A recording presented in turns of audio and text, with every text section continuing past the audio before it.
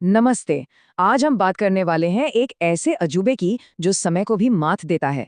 ये है शानदार बृहदेश्वर मंदिर, एक ऐसे साम्राज्य की ताकत और कला का जीता जागता सबूत जो आज भी हमें हैरान कर देता है।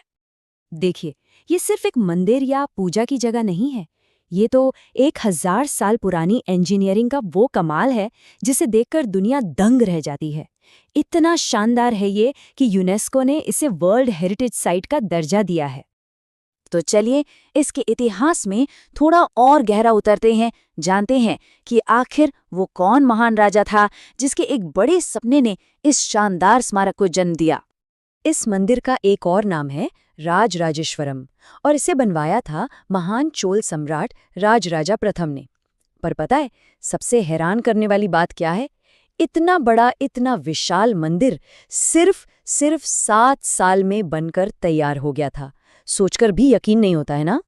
यूनेस्को ने इसे चोल वास्तुकारों की सबसे बड़ी उपलब्धि कहा है। और ये बात बिल्कुल सही है, क्योंकि ये मंदिर सिर्फ पूजा के लिए नहीं था। ये तो चोल साम्राज्य की ताकत, उनकी दौलत और उनके दबदबे का एक खुला ऐलान था। तो अब बात करते हैं उन रहस्यों की, उन इंजीनियरिंग के कमाल की जो आज भी दुनिया भर के एक्सपर्ट्स का सिर चकरा देते हैं। कैसे बनाया गया था इसे? पहली बात तो ये है कि पूरा का पूरा मंदिर ग्रेनाइट पत्थर से बना है और ये पत्थर कोई आसपास से नहीं बल्कि 60 किलोमीटर दूर की खदानों से लाए गए थे। और सुनिए, इन भारी भरकम पत्थरों को जोड़ने के लिए किसी सीमेंट या चूने का इस्तेमाल ही नहीं हुआ। जी हाँ, इसे ड्राई मेसनरी तकनीक कहते हैं। एक एक पत्थर को इतनी सटीकता से तराशा गया कि वो आपस में ही लॉक हो गए। और अब आता है सबसे बड़ा सवाल, वो सवाल जिसने सदियों से सबको उलझा रखा है। वो ये कि मंदिर के 60 मीटर ऊंचे शिखर पर 80 टन का एक पत्थर कैसे पहुंचाया गया? जरा सोचिए, 80 टन मतलब करीब करीब 13 बड़े हाथियों के वजन के बराबर। एक ही पत्थर और उसे उतनी ऊंचाई पर चढ़ाना, वो भी 1000 साल पहले, ये एक बहुत बड़ी चुनौती थी। तो इसे कैसे किया गया? जो थ्योरी सबसे ज्यादा मानी जाती है वो कमाल की है। माना जाता है कि इंजीनियर्स ने मंदिर तक एक विशाल रैंप, मतलब एक ढलान बनाया था।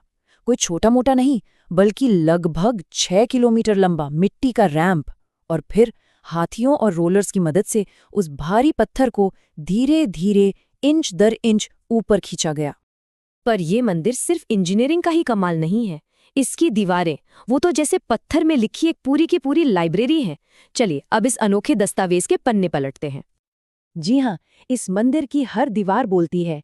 इन पर लिखे गए शिलालेख 1000 साल पहले के चोल साम्राज्य का पूरा लेखा जोखा है। एक ऐसा सामाजिक और आर्थिक रिकॉर्ड जो कहीं और नहीं मिलता। इन दीवारों पर तमिल और ग्रंथ लिपि में सब कुछ दर्ज है। सोचिए, मंदिर में काम करने वाले 600 से ज्यादा कर्मचारियों के नाम, उनकी तनख्वाह, पूजा के नियम, किसे कितनी जमीन दान में मिली, टैक्स सिस्टम कैसा था, यहाँ तक कि आर्किटेक्ट्स और दान देने वालों के नाम भी खुदे हुए हैं। ये दिखाता है कि मंदिर अपने आप में एक पूरा शहर था, एक सेल्फ सफिशिएंट इकोनॉमिक हब। तो ये सिर्फ एक पूजा स्थल नहीं था, ये उस दौर की प्रशासनिक, आर्थिक और सामाजिक जिंदगी की पूरी तस्वीर पेश करता है। ये एक बहुत ही व्यवस्थित संस्था थी। और सबसे खूबसूरत बात जानते हैं क्या है? इस मंदिर का इतिहास सिर्फ किताबों में नहीं है, इसका अतीत आज भी जिंदा है, इसके वर्तमान में। इसे एक लिविंग टेम्पल यानी जीवंत मंदिर कहा जाता है। क्यों? क्योंकि ये कोई खंडहर नहीं है। यहाँ आज भी पूजा होती है, रोज होती है, त्योहार मनाए जाते हैं, ठीक वैसे ही जैसे हजारों साल से लगातार होते आ रहे हैं। आस्था की ये लौ यहाँ कभी नहीं बुझी। और ऐसा नहीं है कि चोलों के बाद इसे भुला दिया गया। नहीं, बाद में आए पांड्य, विजयनगर, नायक और फिर मराठा शासकों ने भी इसकी देखभाल की। किसी ने नए पूजा स्थल बनवाए, किसी ने मजबूत दीवारें खड़ी की, तो किसी ने इसकी मरम्मत करवाई। हर दौर ने इस विरासत को संजोया और आगे बढ़ाया। तो 1000 साल से तो इसे इंसानों ने बचाया। अब देखते हैं कि आने वाले 1000 सालों के लिए इसे कैसे बचाया जा रहा है, और इसमें टेक्नोलॉजी एक बहुत बड़ा रोल निभा रही है। देखिए, पहले के जमाने में संरक्षण का मतलब था टूटी फूटी चीजों की मरम्मत कर देना, लेकिन आज भारतीय पुरातत्व सर्वेक्षण यानी ASI बिल्कुल लेटेस्ट टेक्नोलॉजी का इस्तेमाल कर रहा है। 3D laser scanning, high resolution photography और डिजिटल मॉडल्स। मतलब मंदिर की एक एक इंच को डिजिटली रिकॉर्ड किया जा रहा है। और इसका फायदा क्या है? बहुत बड़ा।